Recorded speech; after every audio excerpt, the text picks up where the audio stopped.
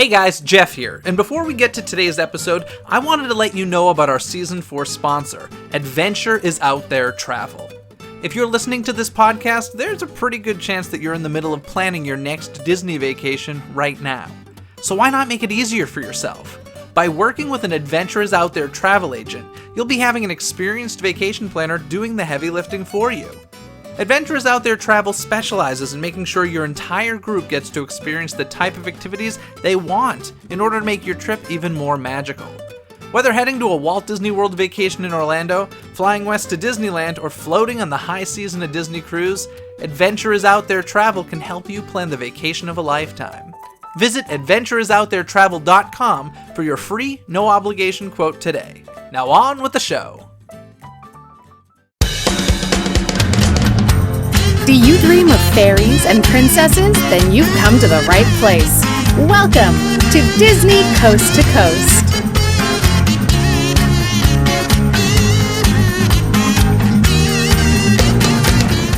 Hey folks, and welcome to Disney Coast to Coast, the ultimate unofficial Disney fan podcast. I'm Jeff DePaoli. And I'm Tracy Hine. And Tracy. Yeah. It's time for... Welcome to Princess Pondering. So Tracy, who are we going to talk about today? Pocahontas. Pocahontas, that's right. Now, I gotta be honest. Not one of my favorites. You just rhymed. What did I say?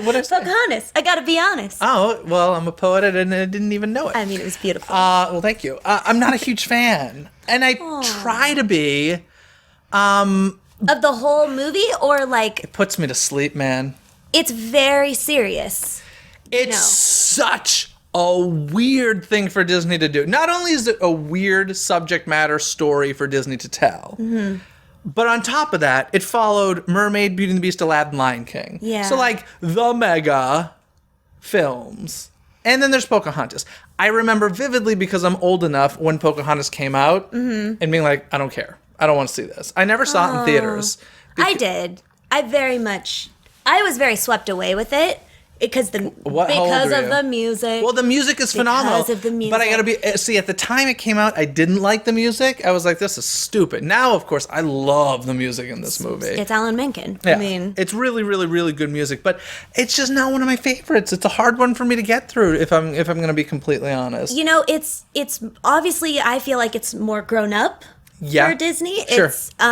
It's very serious subject matter, and it's very controversial. And, you know, there's some out there that say they wish this movie wasn't made. There's some that wish it was made, but in a, you know, with the accurate telling.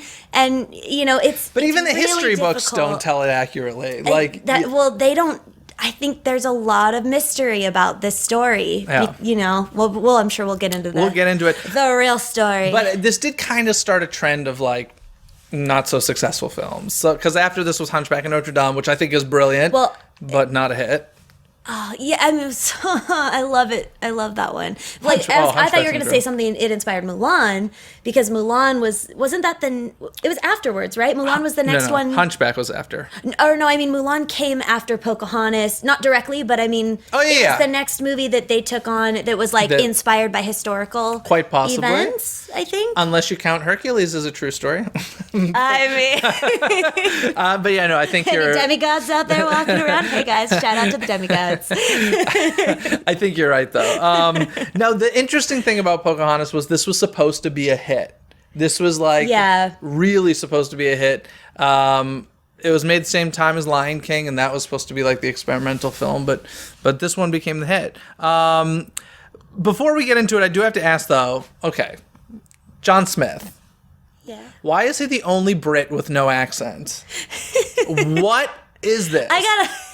I'm not a big John Smith. I mean, you know, within the movie, it's Mel Gibson. He's quite charming in personality in the movie. I think he's charming. Sure. I'm not. I mean, his look. I was never taken in by his. You know, by him in particular. His voice. I mean, they gave Pocahontas a different singing voice, so I was kind of like, why didn't they? Sorry, I'm getting into music stuff. No, I hate that trend though.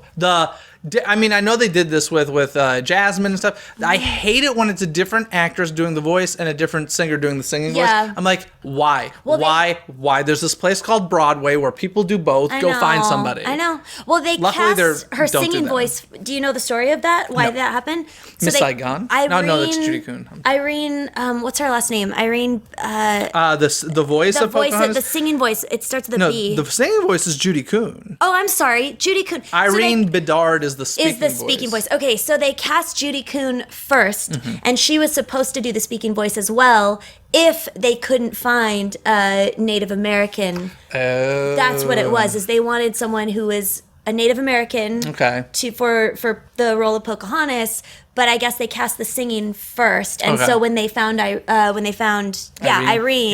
then they split the role. But with Mel Gibson, they didn't. And so I'm kind of like, well, if you're going to do it, I mean, no offense to Mel Gibson or anything, but his singing is not as strong, in my opinion, as I don't remember even. Does that character sing a ton, John Smith? I guess I'm thinking of If I Never Knew You, which was cut. Which is cut, and we'll get to that, which is so great. But he's definitely that's his singing part. Another fun little casting thing in this that's great is Christian Bale is in this movie. I know, right? I never realized that was him. Christian Bale is Thomas, who I thought after Newsies would never work with Disney again, but apparently did. And I guess he even did some of the, I heard that he did the live action, of the movements for Thomas. Yeah. Huh. So he was kind of, the actor for it too. What's it called? The live action. The live action, the for the artists. I'm in my brain right now. Yeah, it's cool. Know what I'm talking about. Yeah. So let's rank some stuff. Well, not rank, but do you have any favorite scenes or moments in this film? Non-musical.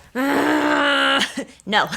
I honestly don't either. I wrote down heavy story. Like, this is such a heavy story.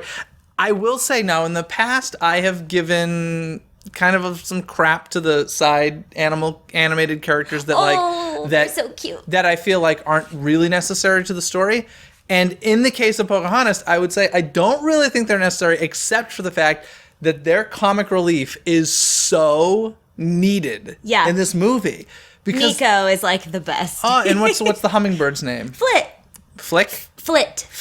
Flit gives me anxiety, mad anxiety. Well, I guess technically Miko, because Flit, especially right in the beginning, he gets his beak stuck in the boat, and then he's upside down in the water, and I'm like, this cute little hummingbird's gonna drown to death, and Pocahontas has no idea, and then later she's just casually grabs him, and she's like, come on, stop fooling around. It's a regular thing. They do it all the time. I get such anxiety for these animals. I'm like, don't take care of your forest friends. That's the whole moral. Well, yeah. So, and yet with them, she's so blasé. She's just like, whatever.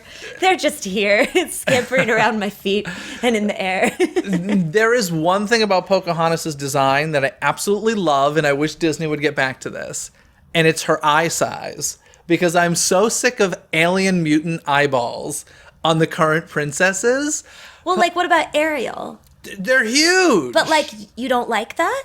I don't. Listen, they keep getting bigger and bigger and bigger and bigger. Ariels are big. Elsa's are massive. I'm big into anime, though, or at least that's my history. I get it. The eye is the gateway to the soul. Yeah. I get it. But Pocahontas has They look more realistic. I feel like they were trying to go more realistic with the character design of both her. John Smith, his eyes, I feel like his eyes are too small, though. I prefer that look, personally. Those giant eyeballs, I'm like, that's terrifying. They look like aliens. I think it's beautiful either way. I love Pocahontas. I think she's one of the most, if not the most beautiful Disney. I mean, Ariel's my favorite. It's really hard to beat Ariel for me, but she's so stunning and I love her. Yeah. But I know what you mean though. Frozen and Tangled. To me, the CG is where things get. Yeah. Half of their head is eyeball. Well, but their heads are way bigger than their bodies too. Yeah. In the new stuff. Let's face it, they'd fall over. It literally though, it's strange to me, and the new style is, I'm still getting used to it. But so in any case, I love the look of Pocahontas. Yes, I do too. She's beautiful. But so no specific moments outside of music? I mean, I really like the moments with like Percy. I love when Percy, I literally Snapchatted it the other day, or no, Instagram storied it. Percy, like the pug, in his little bathtub, his little like Percy-sized bathtub with like bubbles, and he's like eating cherries, and I was like, that's so me. and then Miko like jumps in the bathtub with him, and I'm like, me and Casper, my cat, who is basically a raccoon, and their antics are really cute, so I really enjoy their antics. Yeah, and like I said, really necessary, because otherwise this movie, you might want to kill yourself after. It's really, really heavy. I mean, it is heavy, but it's heavy like, for a Disney animated movie, and it kept putting me to sleep. For me, it's very much like a Romeo and Juliet story. Yeah, for sure. And I think that I was reading that Disney wanted to do a Romeo and Juliet. Did you read that? I didn't see that, no. I think it's like literally in like the wiki for Pocahontas, where they were looking into developing like a Romeo and Juliet something or other, and this fit that criteria, so they went with this. They made it fit. I don't know if it really fit. Yeah. Maybe, but we'll get into that. But like if you let yourself go into that world, sure, that it's very romantic, but in history it was different, I think. So let's talk about the music of the film, which honestly is some of the most beautiful music. I can't not cry when I hear Colors of the Wind. I just can't not tear up. It gets me. Oh my gosh, Mickey's Magical Map. Mickey the Magical Map, yeah. Every time I'm like, dang it, I'm not wearing waterproof mascara right now. Yeah. Now, Colors of the Wind, the thing I love about this song is that it goes into a very different art style at some point where it like looks like a chalk drawing. It's like that music video feel. Like they go into like a music video sequence kind of feel. There's definitely some like artistic exploration, I feel like, in this film. It was looking different than the previous ones. So I really do like that moment. Colors of the Wind is such a great song. Oh my goodness. And that was the first song that they wrote. Oh, was it? Yeah. So they Who did the lyrics for this one? I know it's Alan Menken. Oh, is it Stephen Schwartz? I think it was Stephen Schwartz. I think it is, yeah. And they had kind of like, I heard like they had like a little bit of a rocky rapport in the beginning. Oh, really? They had to, not like anything bad, but I think they were both used to like being at the piano. Yeah. So it was like, wait, and they both like also could do lyrics. And so it was like, who does what? Yeah. Like, at least like something I read said that. Who knows like what it was actually. Big fight at Disney. Oh Alan Menken versus Stephen Schwartz. You heard it right here on Disney Coast to Coast. No, clearly they work well together because look at the music that came out of it. But no. I can imagine though, if I were a composer lyricist and then I had to be just a lyricist, I can imagine being like, let me get behind that piano. And honestly, I'm sure some of that happens. We're like, I'm stumped. What should I do? We're just figuring out the process because it's like everyone works so differently. So I'm sure, They did Hunchback together, which is like one of the best scores. I think they work so well together. But good stuff. That was the first song to set the tone for, I think, the whole film was Colors of the Wind. That was the song. Well, that is definitely a good song to start on because it's one of the best ones in there. But of course, equally as good, in my opinion, is Just Around the River Bend. I love that song. I sometimes forget about that one because I love Colors of the Wind so much, but it's so great. I kind of think of them as the same song, which is kind of weird. Like, when you think of, I don't know, I feel like there's like always an iconic song of a movie, like Beauty and the Beast is the song of it. But like in Pocahontas, I feel like Colors of the Wind and Just Around the River Bend are equally important. They are. I think they're equally important to the story, but for me, Colors of the Wind stands out more. But like Just Around the River Bend, like that's the I Want song. Yeah. That's like where you find out like what she's battling in herself. Just Around the River Bend doesn't make you cry. It gives me that like it. I do get a little, but like Colors of the Wind is the one like really gets. That's me. I mean, I don't like when I say I cry. You sob. You sob? No, I just get like a little teary-eyed. Okay. I try to keep it in. I try to, I just get that lump in the throat. I gotcha. It's good stuff. We were talking about it a little earlier, but I can't say enough about Judy Kuhn's singing voice. She is magnificent. Spectacular. Yeah. Oh my goodness. I'm a little bummed because actually there is tangent. Go listen to Disney Theatrical's concert recording of King David. Judy Kuhn is in it, and she sings a song called Never Again, I think is the name of the song. Yeah, Never Again. There's no official recording, but if you go to YouTube and type in King David Never Again, listen to Judy Kuhn sing this song. Holy moly, so good.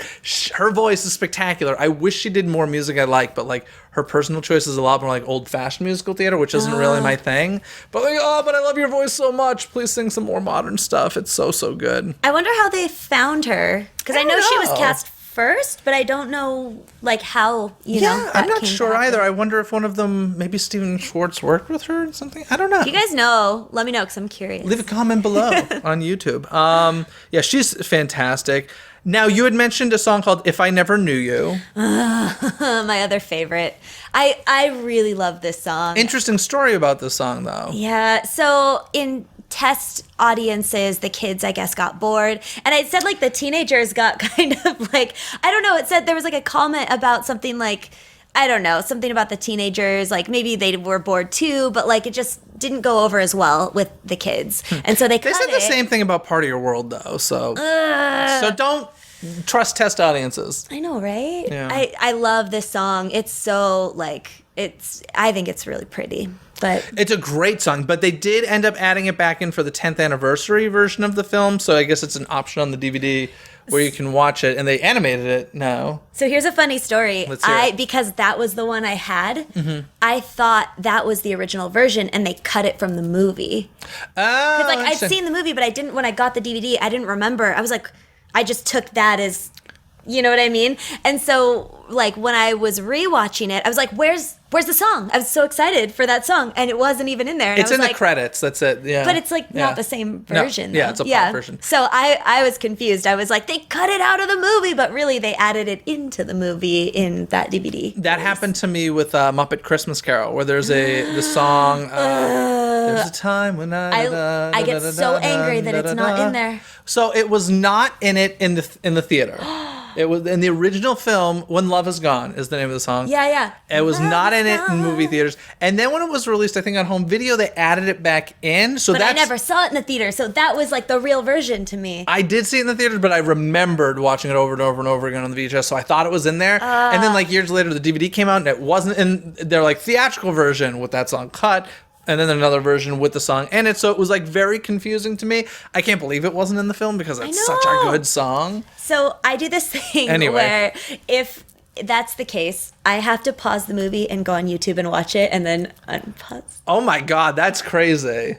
I have to. It's like I don't know. I can't handle that it's not there, so I have to like fix it. But it is a great song. It's just a beautiful song. So it's sung between Pocahontas and John Smith, and that's where you're saying he has a terrible voice. It's not terrible. Listen, it's fine. But it's not a voice that like moves me. Like she's so amazing, and then he's very like. Well, he's not. Is it Mel Gibson singing? It's Mel Gibson singing. Well, he's not a singer. Yeah, Judy Kuhn's a singer. And he even like said that I think in like an interview he said that the singing was like the scariest part for him. Like that was the hardest thing for him. So like kudos for doing it. Like he sounds good, but I just want to hear an epic Broadway voice do it. You know? Yeah. Now Pocahontas surprisingly through the years has had quite a bit of theme park representation.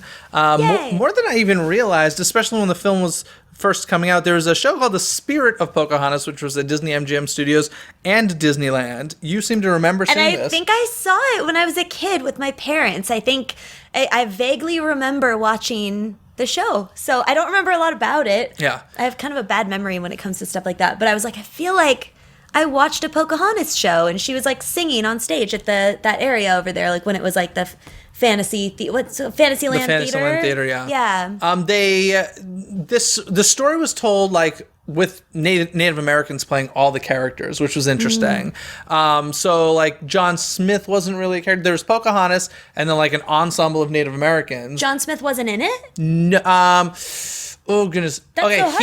he might have been the one. He was the one. Like how would you do that? But everybody else was like portrayed. It was more like them telling the story as opposed to actually kind of like a campfire story type of retelling. Yes. So it was interesting in that way, but it was a pretty solid stage show, live singing, live vocals, all that stuff. And Grandmother Willow was in it too, right? Grandmother Willow like a really is a cool, like creepy puppet. Yeah.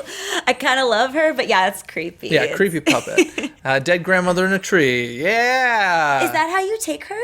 Like she was alive as a person once? Oh yeah. Well, I'm going back to. I mean, she calls her grandmother. Yeah, but I take it to be that she's the spirit of the tree. Like she's like all of the trees are.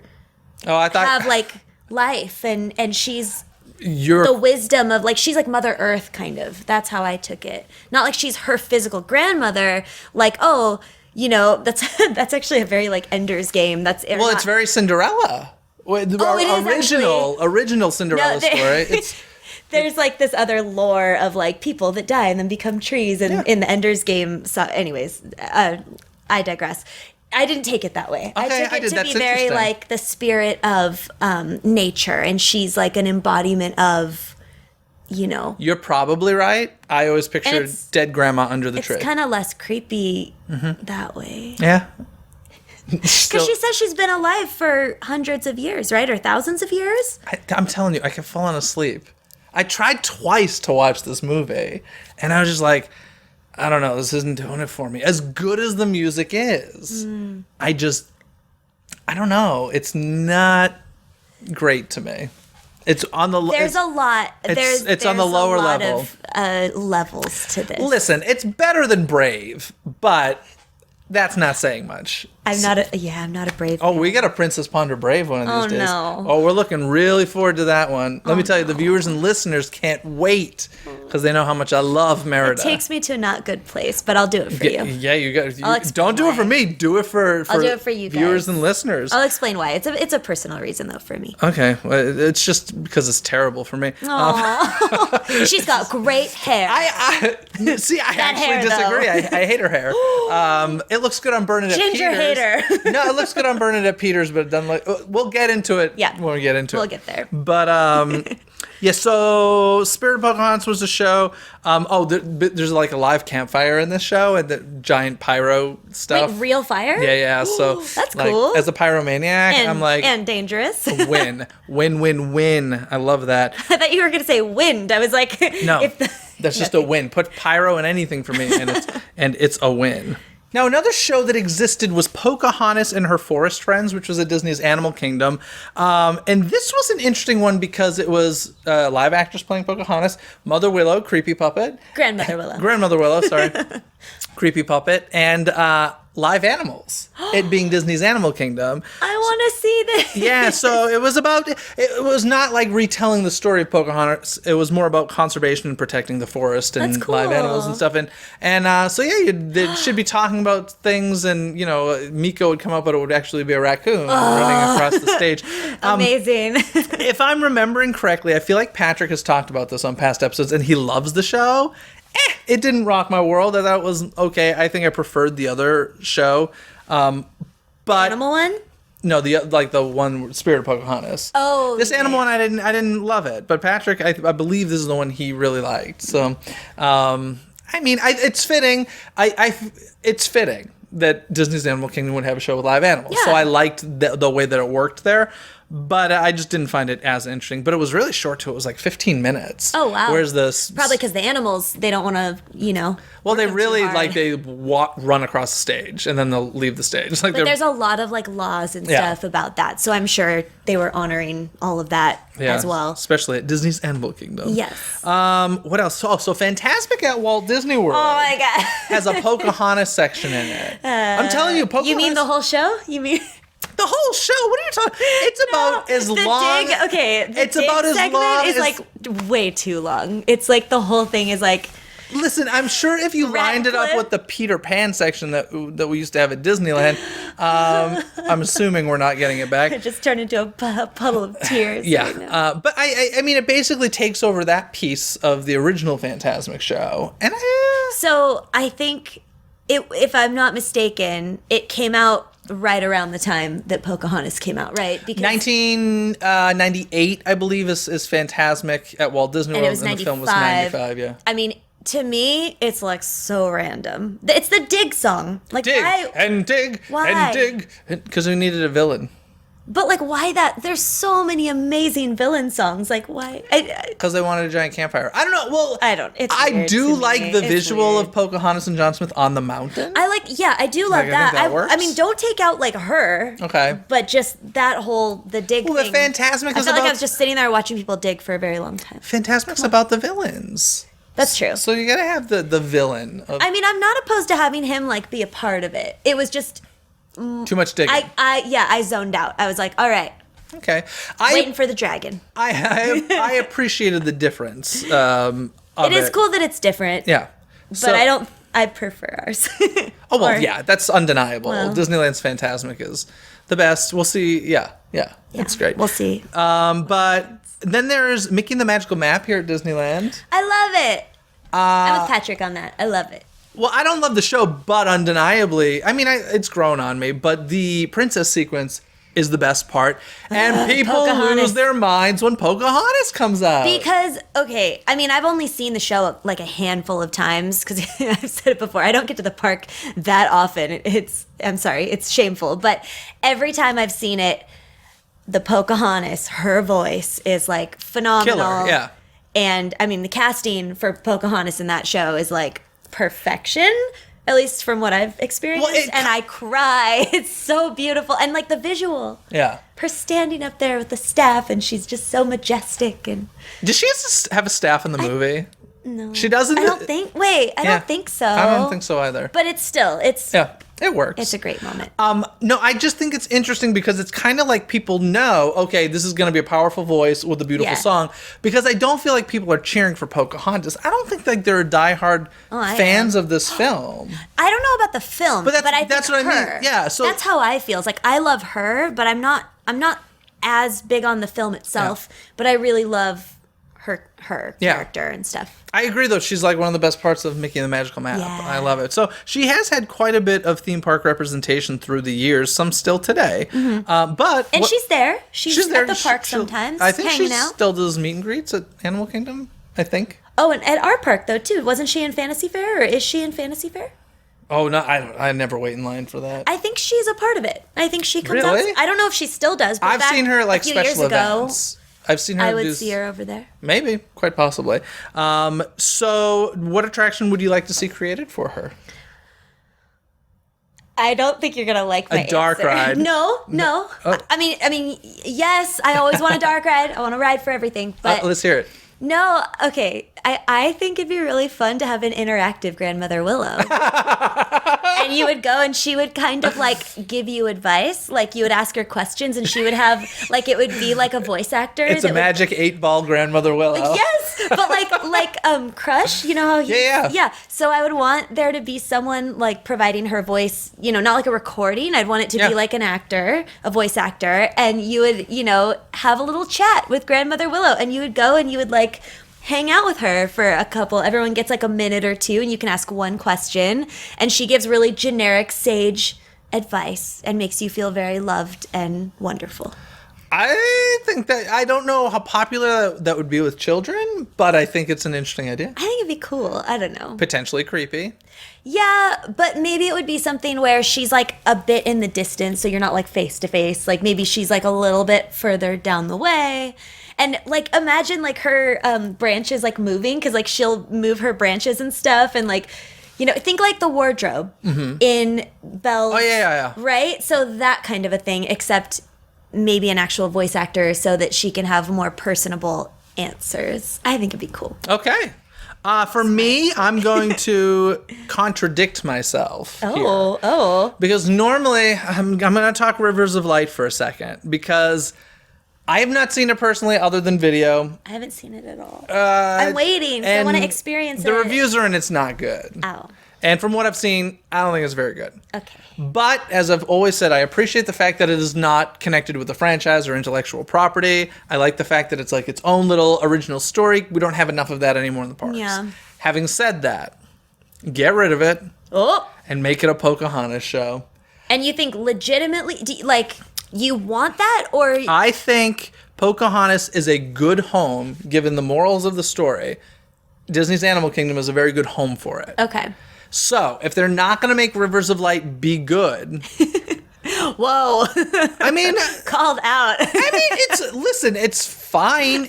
I've heard everybody say, if you haven't seen it, go see it. I'll never go see it again. Is it like a World of Color kind of thing? Yeah, it's World of Color, but boring, from what I understand. And I'm not even like a huge World of Color fan. Yeah, exactly. So I just think if you're going to make it an intellectual property, I'd rather see something like Pocahontas, which I think really lives beautifully within the animal kingdom. Yeah. Rather than like an Avatar World of Color. You know what I mean? Yeah. So I feel like it's an appropriate home. I feel like maybe they could make a good show out of it that way.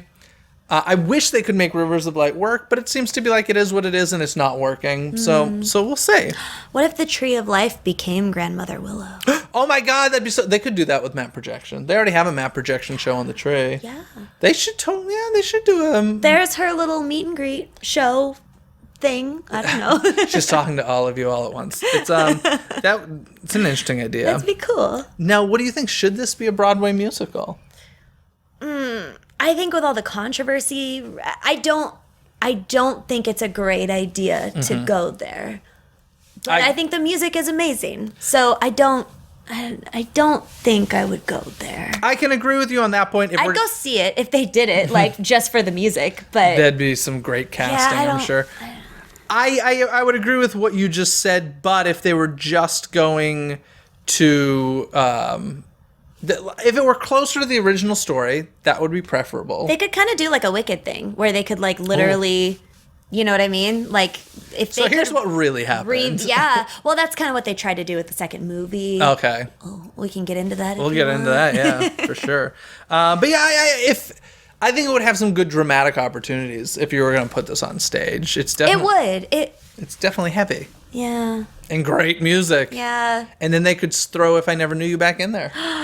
Okay, then I go. For sure. Speaking of the sequels, though, they did have a direct-to-video sequel called Pocahontas 2, Journey to a New World. No, they didn't. Yeah, they did. No, they didn't. And you saw it.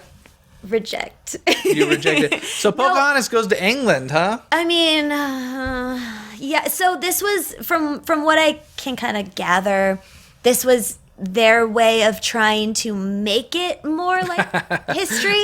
Like, this was them, like, kind of... It almost felt like an apology. This is them digging a deeper grave? Is that what it is? I mean, literally, there's, like, a love triangle situation with John Smith and John Rolfe, and, like, I don't... Because in real life, she ended up with John Rolfe. She ends up with John Rolfe, that's what they did. All right. But it was very much like...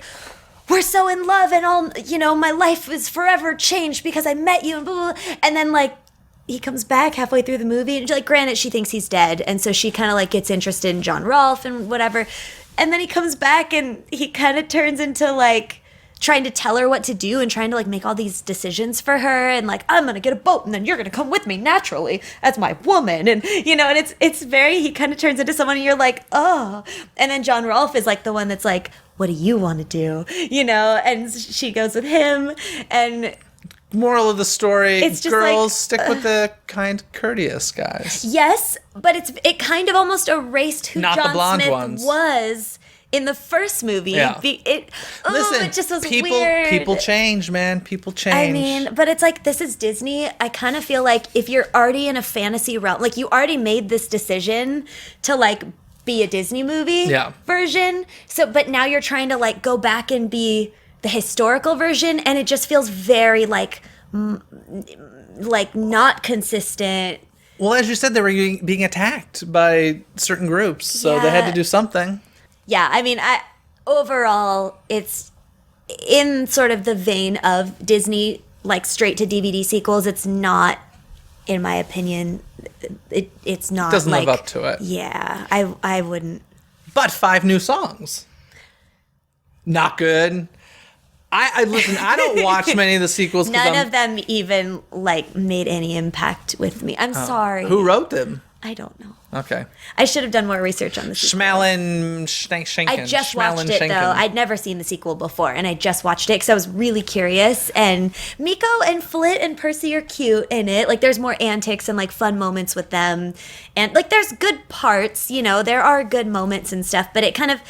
it just didn't feel like a Disney to me. Felt like DreamWorks. Let's just go there and say that. No, it felt more like a Saturday morning kids cartoon show that was kind of done quickly and was kind of... Well, it probably was. Yeah. It was a direct-to-video. Yeah. It's usually a bad idea to watch the sequels, in my opinion. I watched the sequel only because it came with the Blu-ray to Hunchback. Oh, okay. Woo! That was terrible. Yeah. Absolutely terrible. I'm so sorry though. Like I feel so bad. Like anyone that's watching that ever worked on them, because like people work really hard on this stuff. Still, I'm sure they hate it too. I'm sure that they're not proud. I don't of it. ever want to like badmouth anything Disney because I love Disney so much. No, it's called an opinion. It's okay. I have them. It's good. It's healthy. It's healthy. So it is what it is. It exists. But as we were saying, a lot of this happened because they're perhaps trying to fix a mistake that they made by not telling the true story. Now, this is interesting because in the past, when we've gotten into the quote-unquote real stories, these have all been fairy tales and fables and such. Yeah. But if you don't know, Pocahontas was a real person. Her name was not Pocahontas. But well, that was a nickname of hers, and she had multiple names, and I think in their Amanut? Amanut? Well, she has a couple, and different points in her life, and eventually her name, she took on Rebecca when she came over to England.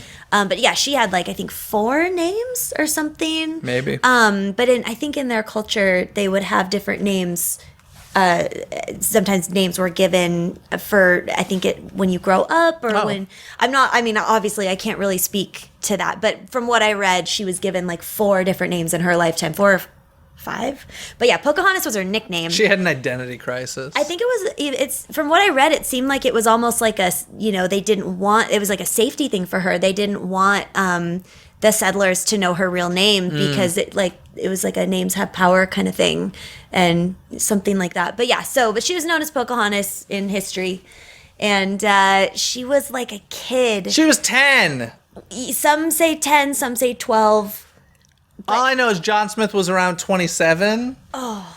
So there's that. But the whole romantic thing, I think that was kind of made up too. Let's really hope that was... They never married. We know that. Yeah, but from what I read, they weren't romantic. She did save his life in his tellings, but a lot of people don't believe him. Yeah. They don't... Because he did like a... what was it? He wrote a book? He wrote 2 books or 2 like stories about his experience because he was a captive, right, of the Powhatan. So, and I'm trying to remember if he said he was a captive or if he spent time, but essentially his first story, he didn't mention Pocahontas saving his life. In the second story, after she rose to fame and prominence, he mentioned her putting her head on his head and saving his life. And so I think it got sort of romanticized later that there was, like a love story there. Yeah. But I don't think there's any evidence to show that there really was, Yeah, it's interesting because in the research that I did, it seemed like I would read something and then just say, but we're not really sure if that's true. And then we'd read something else and but we're not 100% sure if that's fact or not. So there seems to be a lot of confusion and controversy around this story, which of course makes it even more difficult. It's just, we don't know what's true, and maybe some people do, but I certainly don't. I feel like Disney perhaps was trying to make a statement like, hey, we're not just making kiddie movies. We can make real deep stuff. And it was a weird direction for them to go. As we've talked about, I think that it had some major strides and successes in this with the music and the animation style and stuff. But it's just a weird story. And I think it was their first interracial couple. Probably, right? Yeah. It's weird. Also, John Smith, I found, was known to put guns to heads for food and supplies. So that's why didn't they put that in the film? They made him a very heroic character, but in a lot of stuff that I read, he wasn't the most upstanding guy from other people's opinions of him. Yeah. And so John Rolfe ended up being the man that Pocahontas married in historical fact. Like she married him, and so. I don't know, but I see how Disney, how could you sort of make that the love story when John Rolfe didn't go like they didn't meet in that very, clandestine way, or it wasn't very Romeo and Juliet, with him. So it's sort of like they decided to make Pocahontas of age. They they changed so much to make it like okay. Listen, that's kind of the Disney formula, as we've talked about. They always make changes. But when it's history, exactly. But it's a lot of unknown, iffy history. So I don't know. It's interesting. Yeah. Yeah. I just think it's crazy they did it. That's what it really comes down to. Yeah. I mean, I'd like to think, and I'm sure they had good intentions with making the film, but I was too young when it came out. You probably weren't even born. Were you born? I don't even know. Yeah. But you were very young when it came out. Yeah. But I don't remember. I don't remember any controversy around it when it came out. I think there was. I'm sure there was. I don't remember it. Even some of the. I think they had a couple. Oh my gosh, what's the word I'm looking for? People who. Critics? No. Historians. Yeah, people from Indigenous the tribe. people from the tribe that actually came on board and helped. Oh, what is the word? Yeah, what is the Native word I'm looking Americans? for? That consultants. Consultant. There we go. Thank you. I'm so sorry, you guys have not had enough coffee today. They had some consultants, and I think that even they were unhappy with the result. Yeah. From what I read, they because the history wasn't accurate. Listen, I'm just going to say this. If we can release Pocahontas on Blu-ray and DVD, I think it's time to release Song of the South. Oh, I had a feeling you were going to say that. Oh, gosh. I think it's time. I'm sure it's as offensive as Pocahontas, right? I'm sure it is. Probably. Yeah.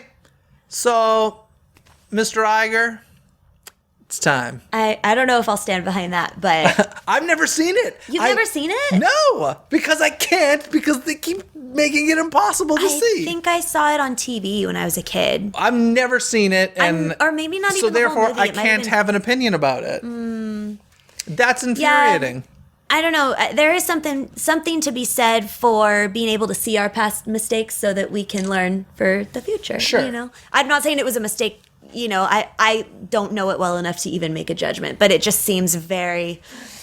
From what I've heard, I'm like, exactly. But that's real nervous. That's my whole point. It's like because. But I'm sure somebody listening to this conversation who maybe has never seen Pocahontas could say the same thing. Yeah.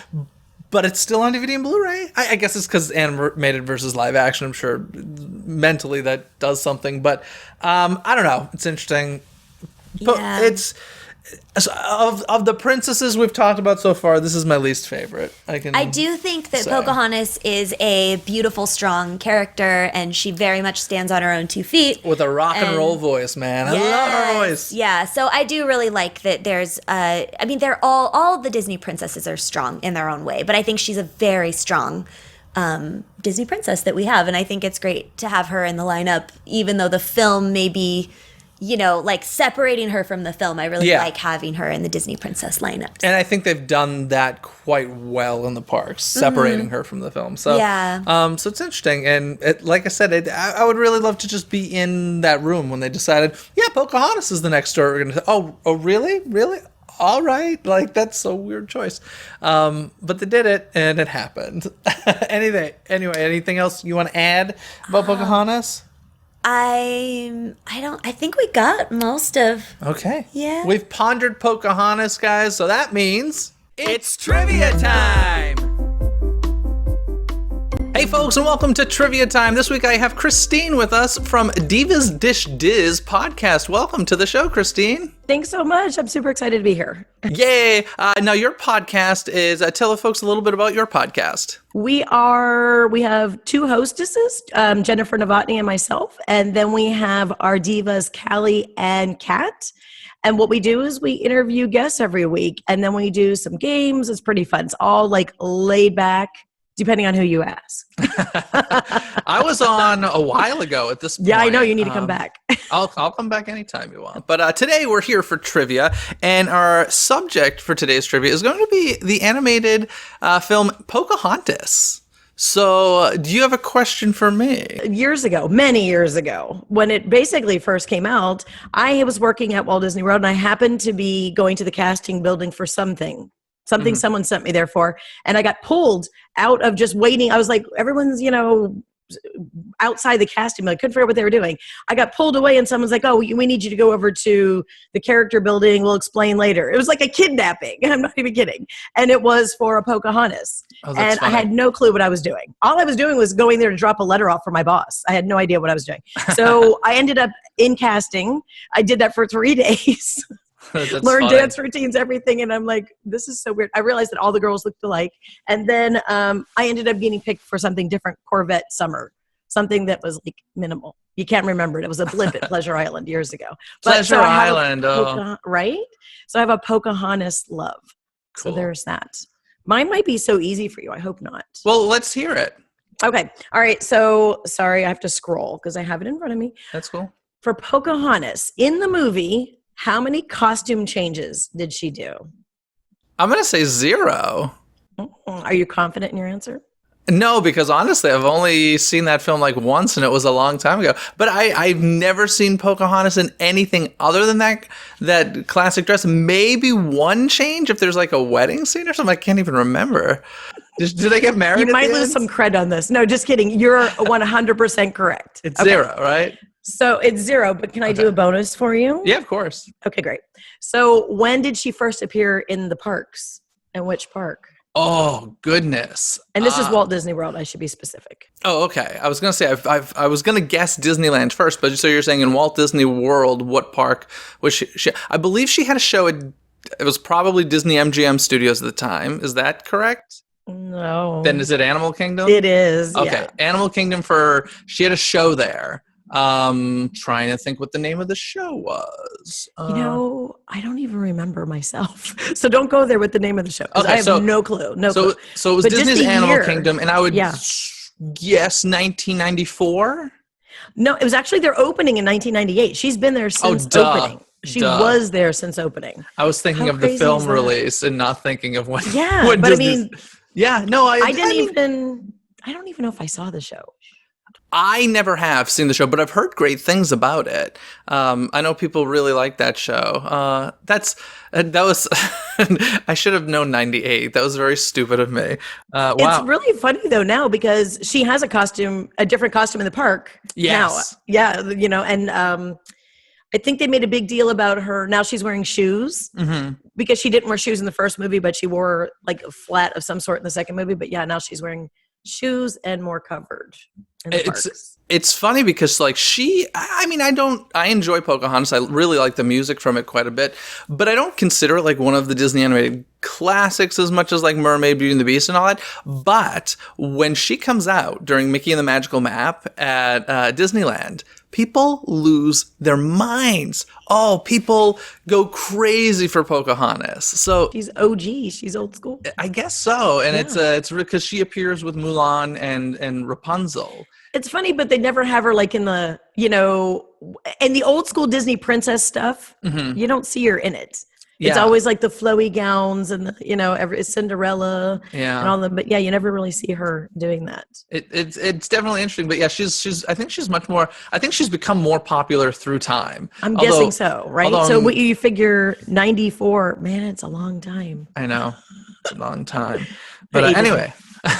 I've got some Pocahontas trivia for you. Oh, wah. Here we go. Let's see. I think you'll probably be able to get this. But so at the time that they were making Pocahontas at Walt Disney Animation Studios, a lot of the senior animators chose to work on Pocahontas. They were working on another film at the same time. And they're like, no, Pocahontas is the guaranteed hit. This is the one that's going to do well. I want to work on Pocahontas. What film is it that they said no to, that they chose not to work on, to instead work on Pocahontas? So let's think. Okay, so Pocahontas 94. Oh my gosh. I'm like the worst. If you literally, sorry, my hair is driving me nuts today. If you like listen to my podcast, they get me every time on any sort of Disney movie trivia. I'm the worst. Okay, so I'm people are going to kill me. They're going to shout and scream at you. One of the Dalmatian movies?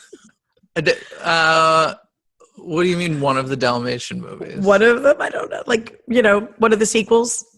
No. Because the first one was early, right? Yeah, the 101 Dalmatians was way back. No, way before that. Really? It was like... the original? Yeah. Yeah. No, so animated film. What animated film might they have said no to instead work on Pocahontas? I think it was the one that came out right before Pocahontas, if that helps. Is that Tarzan? No. I told you I'm the worst. You want the answer? Yes, because I am literally the worst. It's this little film that they had no faith in, guaranteed flop, called The Lion King. No. Yeah. All of the animators, everybody at Walt Disney Animation Studios said Pocahontas is the hit. Lion King's this little experimental film that we're working on. We'll see how it goes, but oh my gosh! So they jumped ship. So they went to the wrong film, is what it comes down legit? to. Yeah. So Oh anyway, well, that's crazy. that is crazy. Christine, thanks so much for joining for today's trivia time. Of course, you can catch Christine and her friends over at DivasDishDiz.com. That's DivasDishDiz.com. Thank you very much. Thanks for having me, Jeff. Before we wrap up this week's episode, I'd like to announce that Disney Coast to Coast will be teaming up with LaughingPlace.com at this year's D23 Expo. The way that this will work is I'll be handing out e-tickets at the expo. Come find me and you can redeem your e-ticket at the Laughing Place booth, where we'll be giving away prizes from great Disney-inspired shops like Who's It's and What's It's, Pop Shop, Cakeworthy, and others to be announced in the coming weeks. To check out the prizes and for more information, go to DisneyCoastToCoast.com and click on the contest tab. I'll see you at the expo. Okay, folks, that's going to do it for us. Hope you enjoyed this week's trivia time. Of course, connect with us between episodes, places like Twitter and Instagram, Facebook. All of that can be found at DisneyCoastToCoast.com. But for now, have a fantastic week, everybody. Bye! Thanks for watching Disney Coast to Coast. Have a magical day.